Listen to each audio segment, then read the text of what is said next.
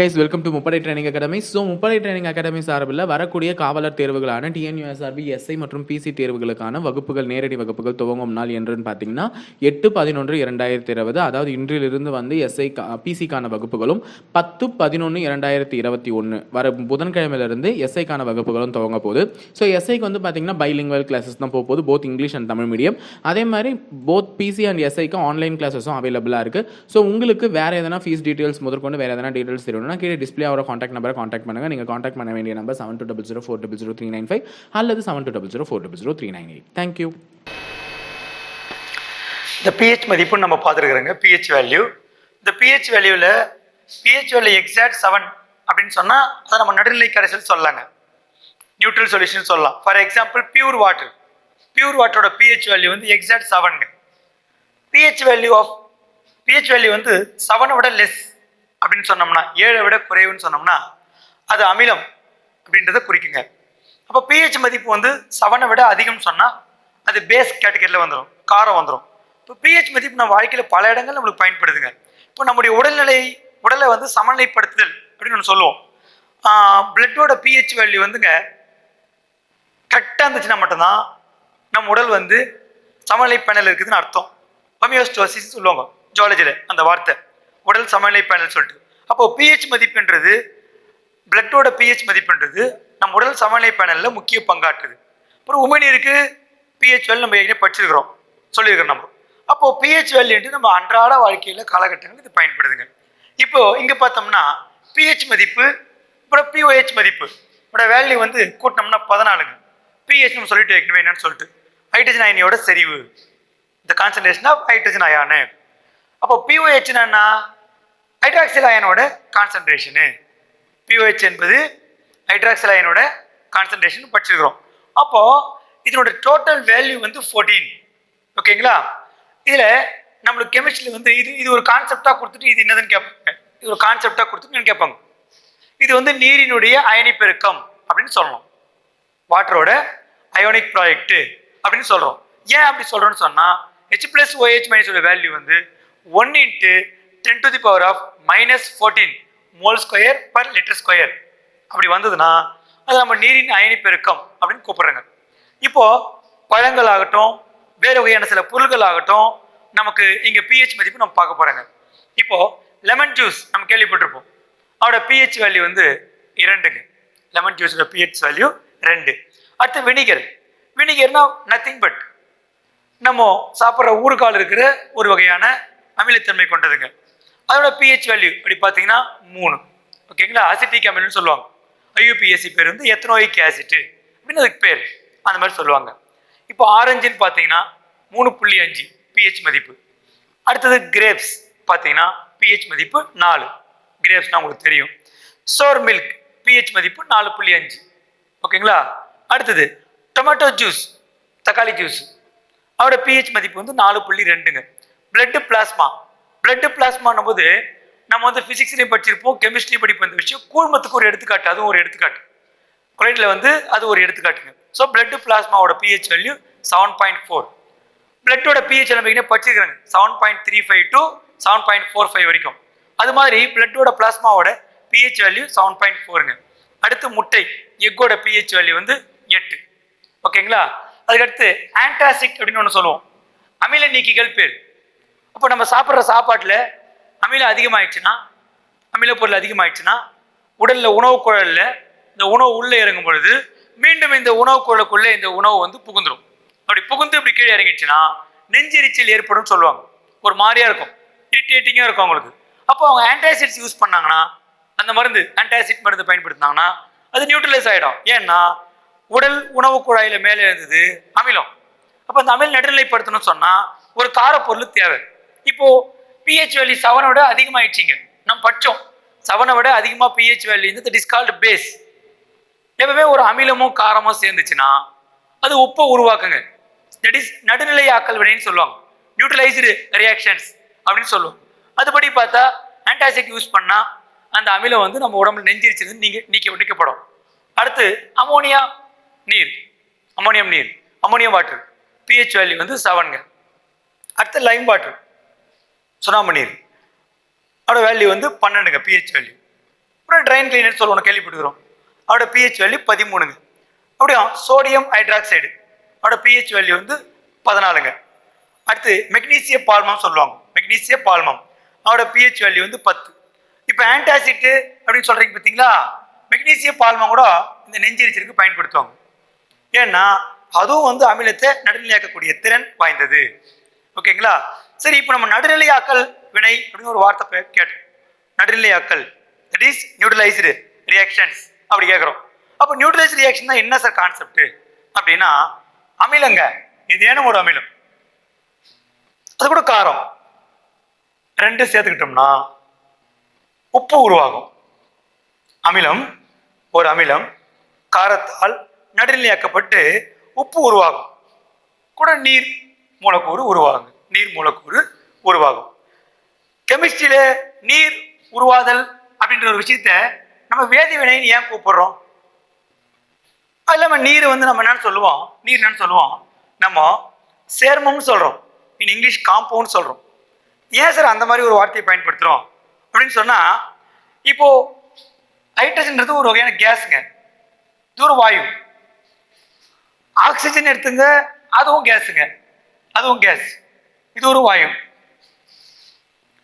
இந்த ரெண்டும் சேர்ந்து, இது ரெண்டும் சேர்ந்து நீர் என்ற லிக்விட் கொடுக்குது, நீர் என்ற லிக்விட் கொடுக்குதுங்க. ஓகேங்களா? நீர் என்ற லிக்விட் கொடுக்குது. அப்போ இது வந்து வாயுநிலை, இது கூட சேர்ற ஆக்சிஜனும் வாயுநிலை, ஹைட்ரஜனும் வாயுநிலை, ஆக்சிஜனும் வாயுநிலை. ஆனா ரெண்டும் சேர்ந்து உருவாகிற நீர் மூலக்கூறு திரவ நிலை. சேர்மங்கள் என்பது வேதிப்பொருள் உருவாகுதுங்க. எப்படி வேதிப்பொருள் உருவாகுதுன்னா, ரெண்டு தனிமம் சேருதுங்க, ஒரு சேர்மம் உருவாகுது. ஆனா சேரக்கூடிய தனிமங்களுடைய தனித்துவ பண்பு வாயு பண்பு, ஆனா கிடைக்கக்கூடிய நீரோட பண்பு நீர்ம பண்பு. அப்போ இங்க உருவாகிற சேர்மம் அதனுடைய தனிமங்களுடைய பண்புகள்ல இருந்து வேறுபட்டு இருக்கும். தட் இஸ் புதுவசா ஒரு பொருளா உருவாகுது, புது பொருள் உருவாகுது, புதிய பொருள் உருவாகுது. It is new substance is formed. New substance form பண்ணா அதை நம்ம கெமிக்கல் ரியாக்ஷன் கூப்பிடுறோம். அப்போ இங்க வாங்க, அமிலம் காரம் நம்ம படிக்கிறோம். இது ரெண்டுத்தையும் ஒருங்கிணைக்கும் போது உப்பு மற்றும் நீர் உருவாகுது. ஃபார் எக்ஸாம்பிள் நம்ம எடுத்துப்போம், ஹைட்ரோகுளோரிக் ஆசிட் எடுத்துக்கலாம். ஆசிட், இது ஒரு ஆசிட், இது கூட ஒரு பேஸ் கம்பைன் ஆகுதுங்க, சோடியம் ஹைட்ராக்சைடு அப்படின்ற பேஸ் கிடைக்குதுங்க. அப்போ இது ரெண்டும் சேரும் பொழுது நம்மளுக்கு சோடியம் குளோரைடு ஃபார்ம் ஆகுது. சாதாரண உப்பு நம்ம சொல்றோம் பார்த்தீங்களா, வீட்டில் சமையலுக்கு பயன்படுத்துறோம் பார்த்தீங்களா, சாதாரண உப்பு, அந்த சோடியம் குளோரைடு ஃபார்ம் ஆகுதுங்க. அப்புறம் நீர் மூலக்கூறு ஃபார்ம் ஆகுது. ஓகேங்களா? ஸோ இந்த அமிலமும் காரமும் வினை புரியும் பொழுது ரியாக்ட் ஆச்சுன்னா இது ரெண்டு வினை புரியும் போது உப்பு கிடைக்கிறது மற்றும் நீர். ஓகேங்களா? இப்போ பார்த்தீங்கன்னா நடுநிலையாக்கல் வினைன்னு நம்ம சொன்னோம். அதில் தேனீக்கள் கொட்டுச்சுன்னா நம்ம உடலுக்குள்ள ஃபார்மிக் அமிலம் உட்செலுத்தப்படுதுங்க. ஃபார்மிக் ஆசிட் நம்ம பாடியில் என்ட்ரி ஆயிடுது. தேனீக்கள் கொட்டும் பொழுது ஃபார்மிக் அமிலம் உள்ள நுழையுது. இந்த ஃபார்மிக் அமிலம் நுழையும் நமக்கு ஒரு சிறிய வீக்கம் மாதிரி ஏற்படும், வலி ஏற்படும். அப்போ இந்த ஃபார்மிக் அமிலம் எப்படி நடுநிலை செய்யப்படுகிறது அப்படின்னு சொன்னா, இதை சரி செய்யறதுக்கு நைட்ரோசோனாம் பயன்படுத்துவோம். நைட்ரோசோனாம் பயன்படுத்தினோம்னா நம் தேனீயால் ஏற்பட்ட இந்த தேனீக்கடியால் உருவான ஃபார்மிக் அமிலம் நடுநிலையாக்கப்படுதுங்க. அப்புறம் அந்த வீக்கம் நல்லா ஆயிடும், பிளஸ் வலி நல்லா ஆயிடும். அடுத்தது அது போல குளவி கொட்டும் பொழுதுங்க அல்கலி அப்படின்ற ஒரு காரப்பொருள் நம்ம உடம்புக்குள்ள வருது. குளவி கொட்டும் பொழுது அல்கலின்ற ஒரு காரப்பொருள் உடம்புக்குள்ள வருது. அதை சரி செய்யணும்னு சொன்னா நம்ம ஊறுகாய் பயன்படுத்துற பாருங்க வினிகர், இந்த வினிகரை பயன்படுத்தினோம்னா அது நடுநிலையாக்கப்படுகிறது. அது மாதிரி அடுத்ததுங்க நம்ம இப்பதான் சொன்னோம், வயிற்றில் சுரக்கக்கூடிய ஹைட்ரோகுளோரிக் அமிலம். ஓகேங்களா? உணவு குழாயில் மேல் எழும்போம் சில நேரங்கள்ல. இப்படி மேல் எழும்போது ஏற்படுத்தும் எரிச்சலை, இந்த நெஞ்சு எரிச்சலை நாம் நடுநிலைப்படுத்துறதுக்காக அலுமினியம் ஹைட்ராக்சைடு அப்படின்ற ஒரு வேதிப்பொருளையோ அல்லது மெக்னீசியம் ஹைட்ராக்சைடு அப்படின்ற வேதிப்பொருள் கொண்டோ நம்ம என்ன பண்றோம், இந்த எரிச்சலுக்கு நம்ம இந்த மருந்து எடுத்துட்டோம்னா இந்த எரிச்சல் வந்து நம்மளுக்கு சரி செய்யப்படுது. அப்போ இது எல்லாமே நடுநிலையாக்கல் அப்படின்ற ஒரு வினைக்கு எடுத்துக்காட்டுகளா அமையுது. அடுத்து பார்த்தோம்னா நம்மளோட மண்ணில் விவசாயம் பண்ணும் பொழுதுங்க மண்ணோட அமிலத்தன்மையை நம்ம டெஸ்ட் பண்ணணும். அமிலத்தன்மை வந்து அதிகமா இருக்குது அப்படின்னு சொன்னா அந்த அமிலத்தன்மையை எப்படியாவது நம்ம நடுநிலை ஆக்கல் அப்படின்ற வினையின் மூலமா அந்த அமிலத்தன்மையை குறைக்கும் போது நல்ல விளைச்சல் அங்க ஏற்படும். அது மாதிரி இப்ப என்ன பண்றோம், விவசாயம் பண்ணுற அமிலத்தன்மை நீக்கணும்னா நம்ம என்ன பண்றோம், சுண்ணாம்பையோ இல்லை சுண்ணாம்பு கற்களையோ பயன்படுத்தினோம்னா மண் வந்து விவசாயத்துக்கு ஏற்ற மண்ணாக வளமான மண்ணாக இருக்கும். அடுத்தது தொழிற்சாலைகளில் பார்க்கும்போது ஹைட்ரோகுளோரிக் அமிலம் சல்பூரிக் அமிலம் வெளிப்படுது. சல்பூரிக் அமிலம், இந்த சல்பூரிக் அமிலத்தை நம்ம என்ன பண்ணோம், இது வந்து ஒரு அமிலம் இல்லைங்களா, திரவம், நீர்மம். இது நேராக நீர்நிலைகளில் கலக்கக்கூடாது. அதனால என்ன பண்றோம், இது கூட சுண்ணாம்பு சேர்க்கிறோம். சுண்ணாம்பு சேர்க்கும் போது இது நடுநிலையாக்கப்படுகிறது. அப்போ என்ன பண்றோம், இதை கொண்டு போய் நீர்நிலையில் விட்டுடலாம். அப்போ நீர்நிலை எதுவும் பாதிக்கப்படாது. தொழிற்சாலையிலிருந்து வெளியேறக்கூடிய அமிலக்கழிவை நேரடியாக நீர்நிலையில் எடுத்து போய் சேர்க்காம சுண்ணாம்பு சேர்க்கும் நடுநிலையாக்கப்பட்டு அது நீர்நிலைகளில் விடப்படுகிறது. அடுத்து மின்சாரம் தயாரிப்பில், இப்போ மின்சாரம் சொன்னால் நம்ம நிலக்கரியை பயன்படுத்தி மின்சாரம் தயார் பண்றோம். இதில் வந்து வெப்ப ஆற்றல் என்பது மின்னாற்றலாக நமக்கு மாற்றி தரப்படுகிறது. ரைட். அப்போ இந்த நிலக்கரி வந்து எரிவிக்கப்படும் பொழுது சல்பர் டை ஆக்சைடு என்ற மாசு வெளிப்படுதுங்க. இந்த மாசுக்களை சுண்ணாம்பு தூள்களை கொண்டு நாம் என்ன பண்றோம், நிலக்கரி எரிக்கும் பொழுது சல்பர் டை ஆக்சைடு அப்படின்ற மாசுள்ள வாயு வெளியேறுதுங்க. இந்த மாசுள்ள வாயு நம்ம என்ன பண்றோம், சுண்ணாம்பு தூள் சேர்த்துக்கிறோம். சுண்ணாம்பு தூள் சேர்க்கப்படும் போது இது நடுநிலையாக்கப்பட்டு அதன் பிறகு வளிமண்டலத்தில் கொண்டு போய் நம்ம விட்டுறோம். அப்போ இதனுடைய மாசுக்கள் என்பது நேரடியாக வளிமண்டலத்தில் சேராம இது நடுநிலையாக்கப்பட்டு சேரும்போது வளிமண்டலத்தினுடைய பியூரிஃபிகேஷன் சொல்றீங்களா, தூய்மைத்தன்மை, பியூரிட்டி கட்டுப்படுத்தப்படுது. ஓகேங்களா, அடுத்து பார்க்கலாங்களா. இப்போ ஹைட்ரோகுளோரிக் அமிலம், அப்புறம் நைட்ரிக் அமிலம், இதெல்லாம் வந்து வலிமையான அமிலங்களுக்கு எடுத்துக்காட்டு நம்ம படிச்சிருக்கிறோம். இப்போ நைட்ரிக் ஆசிட் கொடுத்துருக்குறாங்க. இதனுடைய ஹைட்ரஜன் அயனியுடைய செறிவு கொடுத்துருக்குறாங்க. ஹைட்ரஜன் அயனியுடைய செறிவு, ஹைட்ரஜன் அயான் கான்சன்ட்ரேஷன் கொடுத்துருக்காங்க 0.01 மோல் அப்படின்னு கொடுத்துருக்காங்க. அப்படின்னா அவனோட pH மதிப்பு கேட்குறாங்க, pH வேல்யூ கேட்குறாங்க. இப்போ கொடுத்துக்கிறது என்னன்னா ஹைட்ரஜன் அயனியினுடைய செறிவு. ஸோ கொடுத்துக்கிறது ஹைட்ரஜன் அயனிக்கான செறிவுன்னு நம்ம தெளிவாக தெரியுது. அப்போ ஹைட்ரஜன் அயனியின் செறிவுன்னு சொன்னால் நம்ம இது இந்த மாதிரி எழுதுவோம், ஹைட்ரஜன் அயனி இப்படி போடுறதுன்றத செறிவு குறியிடுங்க, கான்சன்ட்ரேஷன் சிம்பிள் சொல்லுவாங்க. இப்போ 0.01 கொடுத்துருக்காங்க. ஏன்னா பாயிண்ட்டுக்கு முன்னே 0 வந்தால் வேல்யூ இல்லை.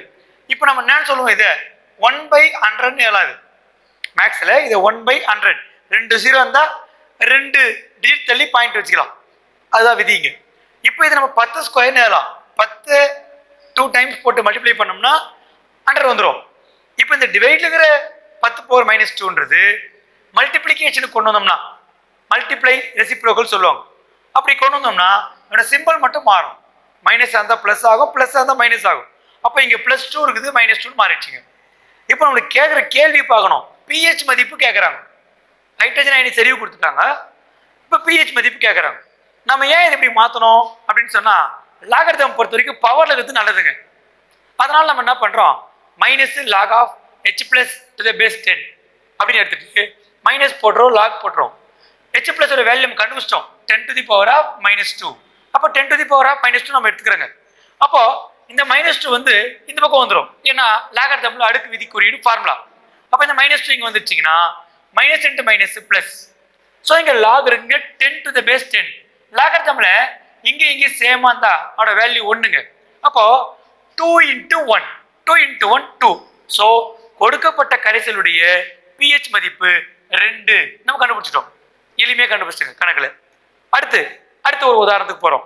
இப்போ ஹைட்ராக்சில் அயனியினுடைய செறிவு கொடுத்துருக்காங்க. அடுத்த கேள்வி, ஹைட்ராக்சில் அயனியினுடைய செறிவு அப்படின்னா அக்கரைசலுடைய pH வேல்யூ கேட்குறாங்க. ஹைட்ராக்சில் அயனி செறிவு கொடுத்துட்டு அக்கரைசலுடைய pH மதிப்பு கேட்குறாங்க. இப்போ நம்ம ஹைட்ராக்சில் அயனி கொடுத்துருக்காங்க, செறிவு கொடுத்துருக்காங்க. ஸோ தட் OH போட்டுக்கிறோம், மைனஸ் போட்டுறோம், செறிவு 1 × 10 to the power of -4 நம்ம போட்டுக்கிறோம். இப்போ இது என்ன பண்ணுறோம், நம்ம இப்போ இது டைரெக்டாக கான்செப்ட் கொண்டு வரும். டைரெக்டாக கொடுத்துருவாங்க நம்மளுக்கு 10 to the power of -4 கொடுத்துருவோன்னே எளிமையாக கணக்கு போட்டுடலாம். இப்போ கொஸ்டின் நல்லா புரிஞ்சுக்கணுங்க, pH வேல்யூ கேட்குறாங்க, ஆனால் கொடுக்கப்பட்டது ஹைட்ராக்சில் அயனியின் செறிவு. நீங்கள் நல்லா புரிஞ்சுக்கணும் தயவு செஞ்சு. pH வேல்யூன்னும் போது நம்மளுக்கு ஹைட்ரஜன் அயனியின் செறிவு கொடுத்துருக்கணும். pH அப்படின்னு சொன்னால் ஹைட்ரஜன் அயான் கான்சன்ட்ரேஷன் கொடுத்துருக்கணும். பட் இவங்க என்ன கொடுத்துருக்காங்க, ஹைட்ராக்சில் அயான் கொடுத்துருக்காங்க. அப்போனா இது காரத்துக்கான ஃபார்முலா கொண்டு போகிறோம். தட் மீன்ஸ் முதல்ல நம்ம என்ன பண்ணுறோம், POH கண்டுபிடிக்கிறது. POH ஃபார்முலா தெரியுங்க, -log hydroxyl ion concentration to the base 10. Hydroxyl அயனுடைய செறிவு டு த பேஸ் 10 இஸ் ஈக்குவல் டு இந்த மைனஸ் அப்படியே வரும், லாக் வரும். இந்த ஹைட்ராக்சில் அயனியினுடைய செறிவு என்பதுதான் நமக்கு தரப்பட்டுள்ளது. மேக்ஸ்ல 1 இந்த வேல்யூ வெளில விட்டுடலாம். அப்ப இங்க 10⁻⁻4 இங்க இருக்குது. ஸோ இது என்ன பண்றோம், லாகர்தம்ல அடுக்குக்குறி விதி இருக்குது, இது முன்ன வந்துருங்க. அப்ப ஆட்டோமேட்டிக்கா இந்த மைனஸ் இங்க வருது. ஸோ ஆல்ரெடி ஒரு மைனஸ் இருக்குது, இது ஒரு மைனஸ். மேக்ஸ்ல 2 மைனஸ் இருந்தா பிளஸ் நம்ம படிச்சிட்டோம். லாக்ல இங்க சேமா அந்த வேல்யூ ஜஸ்ட் நவ் நம்ம படிச்சோம் 1. அப்போ 4 1s are 4. இதோட கேள்வி முடிஞ்சு போச்சுங்களா சார்? கிடையாது. ஏன்னா நம்மளுக்கு கிடைச்சிக்கிறது பிஓஹெச் மதிப்பு. அவங்க என்ன கொஸ்டின் கேட்கறாங்கன்னு புரிஞ்சுக்கணும். பிஹெச் மதிப்பு கேட்கறாங்க.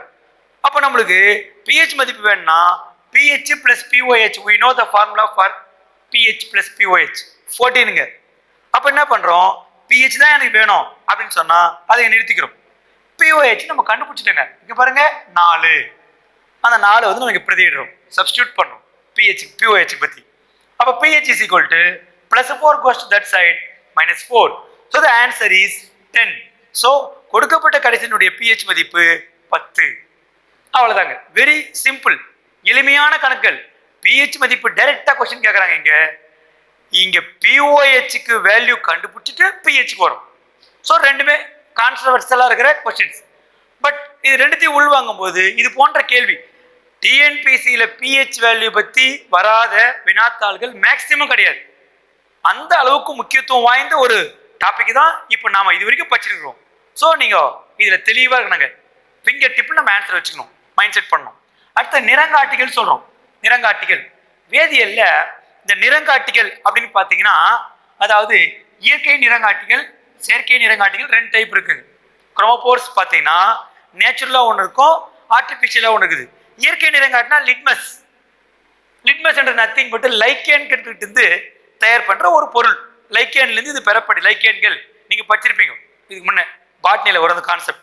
அப்புறம் மஞ்சள் சாறு, நம்ம வீட்டு சாதாரண மஞ்சளுங்க. அதுக்கடுத்து பீட்ரூட் சாறு. இதெல்லாம் வந்து இயற்கை சாயங்களுக்கு நிறங்காட்டிகளுக்கு எடுத்துக்காட்டு. அடுத்து செயற்கை சாயங்கள் பார்த்தீங்கன்னா பினாப்தலீன், மெத்தில் ஆரஞ்சு, இது 2ங்க. இப்போ மஞ்சள் சாறு எடுத்துக்கிறோம், இது டெஸ்ட் பண்றோம்.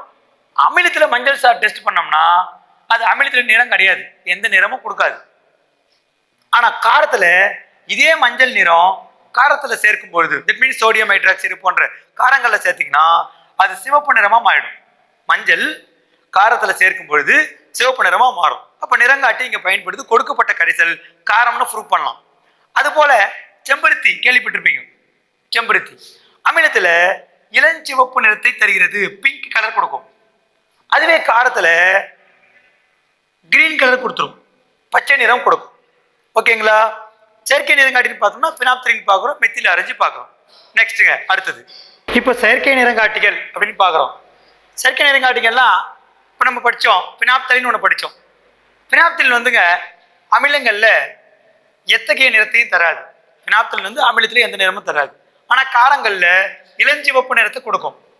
பினாப்தலீன் ஆசிட்ல நோ ரியாக்ஷன், கலர்லெஸ், பட் பேஸில் பிங்க் கலர் கொடுக்கும். ஓகேங்களா? அடுத்து மெத்தில் ஆரஞ்சு பார்க்குறேங்க.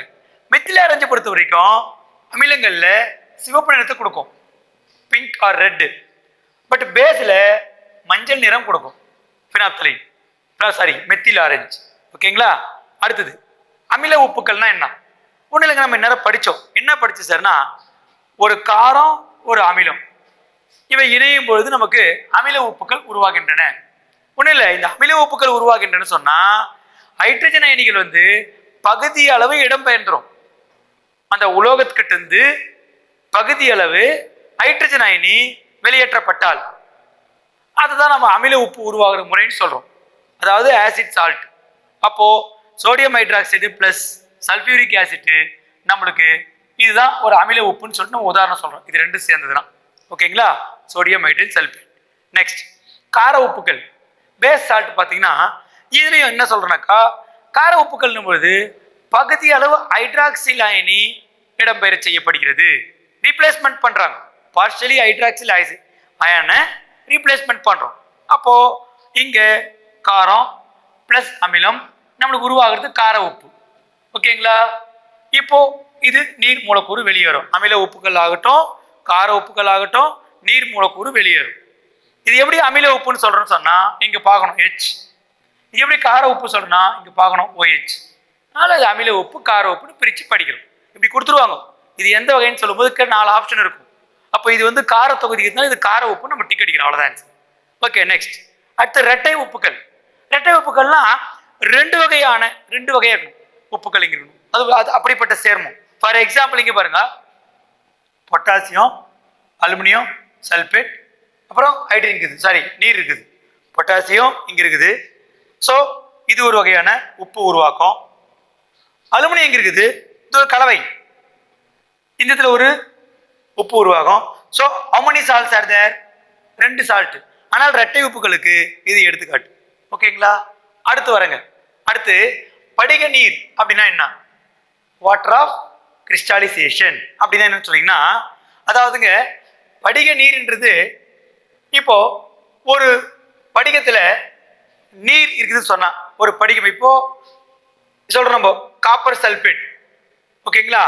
காப்பர் சல்பேட்ல கண்டிப்பா இந்த வாட்டர் மாலிகூல்ஸ் இருக்கிறதுனால நம்ம படிக நீர்னு சொல்றோம். படிக நீர் இது நம்ம சூடுபடுத்தும் போது மெல்ல மெல்ல இதனுடைய நீர் வந்து வெளியேற்றப்படும். வெப்பத்தால் நீர் மூலக்கூறு வெளியேற்றப்படும் பொழுது இது காப்பர் சல்பேட்டா மாறுது. அப்போ இது இந்த காப்பர் சல்பேட்ல வாட்டர் மாலிகூல்ஸ் இருந்தா இது நீல நிறமா இருக்கும், ப்ளூ கலர்ல இருக்குங்க, ப்ளூ கலர்ல இருக்கும். இது நம்ம சூடுபடுத்தும் பொழுது நீர் மூலக்கூறு முழுவதுமா வெளியேற்றப்பட்டது. அப்ப வெளியேற்றப்படும் பொழுது இது என்ன நிறமா மாறும் சார் அப்படின்னா, அதே காப்பர் சல்பேட்டு வெண்மை நிறமாக மாற்றம் அடைகிறது. ஒயிட் கலர்ல சேஞ்ச் ஆயிடும் when it is heated. அப்போ இது ஒயிட்டா மாறிடுதுங்க. இப்போ படிக நீரற்ற உப்பு அப்படின்னா அது பேர் அன்ஹைட்ரேட் கிறிஸ்டலைசேஷன் அப்படின்னு சொல்லுவாங்க. அப்ப என்ன அர்த்தம்? அந்த படிகத்துல நீர் மூலக்கூறுன்னு ஒண்ணு இருக்கவே இருக்காது. இந்த படிகத்துல நீர் மூலக்கூறு இருக்காது. ரெண்டே வித்தியாசம் தான். படிக நீர்னா நீர் மூலக்கூறு இடம்பெற்று இருக்கும், படிகமற்ற இல்ல படிக நீரற்ற உப்புன்னு சொன்னா அதுல நீர் மூலக்கூறு இருக்காது, அவ்வளவுதான். ஓகேங்களா? அடுத்து நம்ம உப்புக்களை வந்து சுடர் சோதனை மூலமா அடையாளம் கண்டுபிடிக்கலாம். ஃபிளேம் டெஸ்ட் மூலமா சால்ட்டை வந்து ஐடென்டிஃபை பண்ணலாம். +2ல நம்ம லேப்ல இந்த டெஸ்ட்ல இதே பண்ணியிருப்போம். நம்ம படிக்கும்போது இந்த படிக்கிற காலகட்டத்தில் இதெல்லாம் செஞ்சிருப்போம். ஃபார் எக்ஸாம்பிள், நம்ம சுடர் சோதனையில் ஒரு உப்பு கொண்டு சுடர் சோதனை செய்கிறோம், ஹீட் பண்ணுறோம் அப்படின்னு சொல்லும்போது நம்மளுக்கு செங்கல் சிவப்பா அங்கே ரிசல்ட் கிடைச்சதுன்னா, நம்மளுக்கு இந்த ரிசல்ட் கிடைச்சதுன்னா அது கால்சியம் உப்பு. பிரீக் ரெட்ல இருந்ததுன்னா அது கால்சியம் அயான் இருக்கிற சால்ட்டு. அடுத்ததுங்க, பச்சை நிறம் ரிசல்ட் கிடைச்சதுன்னா, கிரீன் கலர் ரிசல்ட் கிடைச்சதுன்னா அது Zn2+ துத்தநாக உப்பு. அடுத்தது கோல்டன் எல்லோ வந்ததுன்னா, தங்க மஞ்சள் நிறம் உருவாச்சுன்னா அது வந்துங்க சோடியம் உப்புங்க, சோடியம் உப்பு. பிங்க் வயலட்ல வந்துச்சுன்னா, சரிங்களா, பிங்க் வயலட் அப்படி வந்ததுன்னா, சிவப்பு ஊதா நிறம், இளஞ்சிவப்பு ஊதா நிறம் வந்ததுன்னா அது பொட்டாசியம் உப்புங்க. ஓகேங்களா? நெக்ஸ்ட் நம்ம பார்க்க போறது, இப்போ உப்புக்களின் பயன்கள் நம்ம பார்க்குறோம். Uses of salts. இப்போ சோடியம் குளோரைடு அப்படின்னு பார்த்தீங்கன்னா சாதாரண உப்பு நம்ம பார்த்துதாங்க. இது வந்து நம்ம வீட்டில் வந்து நம்ம சமையலுக்கு பயன்படுத்துது. பட் சோடியமும் குளோரினும் தனித்தனியாக இருக்கும்போது, தட் மீன்ஸ் தனிமங்களாக இருக்கும்போது நம்மளுக்கு பயன்படுறது இல்லை. இது வந்து சொல்லப்போனால் குளோரின் வந்து நம்ம எதுக்கு பயன்படுத்தும் உங்களுக்கே தெரியும். கிருமி நாசினி போன்ற நீரை தூய்மைப்படுத்த செயல்பட பயன்படுத்துவாங்க. அப்போ தனித்து இருக்கும்போது இது நம்ம பயன் இல்லை. ஆனால் இது சோடியம் குளோரைடு என்ற சேர்மமாக இருக்கும்போது நம்மளுக்கு பயன்படுது சாதாரண உப்பு. அடுத்து வாஷிங் சோடா அல்லது சமையல் சோடா என்று அழைக்கக்கூடியது Na2CO3. ஓகேங்களா? Na2CO3 இது எதுக்கு பயன்படுது? இது கடின நீரை மென்னீரா மாற்ற பயன்படுது. அடிக்கடி இந்த வினா வந்து போட்டித் தேர்வுகளில் கேட்குதுண்டுங்க. இந்த கேள்வி வந்து நாம இதுக்கு முன்ன இருக்கிற வினாத்தற்கள்ல கண்டிப்பா பார்க்கலாம். பல காலமா கேட்கிற கேள்வி இது. அப்போ கடின நீரை மென்னீராக மாற்றுவது சலவை சோடா, மீன்ஸ் வாஷிங் சோடா. அடுத்து கண்ணாடி, சோப்பு, காகிதம் போன்ற தொழிற்சாலைகள்ல, கண்ணாடி தொழிற்சாலை, சோப்பு தொழிற்சாலை, காகித தொழிற்சாலை, கிளாஸ், சோப்பு, பேப்பர் இண்டஸ்ட்ரியில நம்ம வாஷிங் சோடா யூஸ் ஆகுதுங்க. அடுத்தது பேக்கிங் சோடா என்று சொல்லக்கூடிய சமையல் சோடா, சோடியம் பைகார்பனேட் சொல்லுவோம். இந்த பேக்கிங் பவுடர் அப்படின்னா ரொட்டி சோடா அப்படின்னா நம்ம தெரிஞ்சுக்கணும். நம்ம ரொட்டி சோடா நத்திங் பட்டுங்க, இது வந்து ரொட்டி சோடாவோட டாட்டாரிக் அமிலம் கலந்த கலவை. ஒரு மதிப்பெண் வேணாம். ரொட்டி சோடா டாட்டாரிக் அமிலம் கலந்த கலவை தான் ரொட்டி சோடா என்று அழைக்கப்படுகிறது. மேலும் இந்த பேக்கிங் சோடா வந்துங்க தீயணைப்பான்கள் ஃபயர் எக்ஸ்டிங்விஷர் தீயணைப்பான்ல சோடா பானம் பயன்படுதுங்க. சோடா ஆசிட் பயன்படுது, சோடா அமிலம் பயன்படுது. அப்புறம் கேக்கு பிரெட்டு இதில் வந்து மென்மையாகவும் இருக்கும், அதெல்லாம் மிருதுவாக இருக்கும், ஸ்பாஞ்சியாக இருக்கும், சாஃப்டாக இருக்கும். அதுக்காக இது வந்து பயன்படுதுங்க, பேக்கிங் சோடா பயன்படுது. அடுத்தது நம்ம வயிற்றில் இருக்கிற அமிலத்தன்மை நடுநிலையாக்குறதுக்கும் பேக்கிங் சோடா பயன்படுத்திக்கலாம். ஓகேங்களா? அடுத்தது ப்ளீச்சிங் பவுடர் தெரியும் உங்களுக்கு, கால்சியம் ஆக்சி குளோரைடு. ஓகேங்களா? இது வந்து டிஸ்இன்ஃபெக்டண்டா பயன்படுது. ஓகேங்களா? டிஸ்இன்ஃபெக்டண்டா பயன்படுது, அதாவது தூய்மைப்படுத்தியா பயன்படுத்திக்கலாம். சரிங்களா? அதாவது பூச்சி நகலை நீக்கலாம். அடுத்தது காட்டன் இண்டஸ்ட்ரியில லைனான் ட்ரெஸ், பருத்தி மற்றும் லைனான் துணிகளை தூய்மைப்படுத்த வெளுக்க பயன்படுது. Cotton and linen dresses bleaching பண்ணுறது யூஸ் ஆகுது. ஓகேங்களா? அந்த bleaching powder. Next plaster of Paris கேள்விப்பட்டிருப்போம். பாரிஸ் சாந்து தமிழ் பேர். பாரிஸ் வந்து நத்திங் பட் கால்சியம் சல்பேட்டும் ஹெமி ஹைட்ரேட்டும் கலந்த கலவை தான் பாரிஸ் சாந்துன்னு கூப்பிடுறோம். இப்போ இந்த பாரிஸ் சாந்து எங்கெல்லாம் பயன்படுது அப்படின்னு பார்த்தீங்கன்னா, சாதாரணமாக ஆசிரியர் பயன்படுத்துகிற சாக்பீஸ்க்கு பாருங்க, அதுதான் பாரிஸ் சாந்து. அடுத்து இந்த போலி கூரைகள் அமைப்பாங்க, ஃபால்ஸ் சீலிங் சொல்லுவாங்க ஆங்கிலத்தில். அந்த போலி கூரைகள் அமைக்கிறதுக்கும் பாரிஸ் சாந்து பயன்படுது. இந்த எலும்புமுறிவு சிகிச்சையில மாவு கட்டுன்னு சொல்லுவாங்க, மாவு கட்டு போடுதல் பேர், அது எல்லாமே அங்க பாரிஸ் சாந்து தான் பயன்படுதுங்க. இதான் பாரிஸ் சாந்து பயன். அடுத்தது ஹைக்ரோஸ்கோபிக் அப்படின்னு ஒரு வார்த்தை இருக்குது ஆங்கிலத்தில். ஹைக்ரோஸ்கோபிக் அப்படின்னா சுற்றுப்புறத்துக்கிட்ட இருந்து நீரை ஈர்க்கிற தன்மை உள்ள பொருளை நம்ம ஹைக்ரோஸ்கோபிக் அப்படின்னு கூப்பிடலாம். What is hygroscopicனா, this is the substance, it absorbs water from surroundings அப்படின்னா அது ஹைக்ரோஸ்கோபிக் அப்படின்னு சொல்லலாங்க. ஓகேங்களா?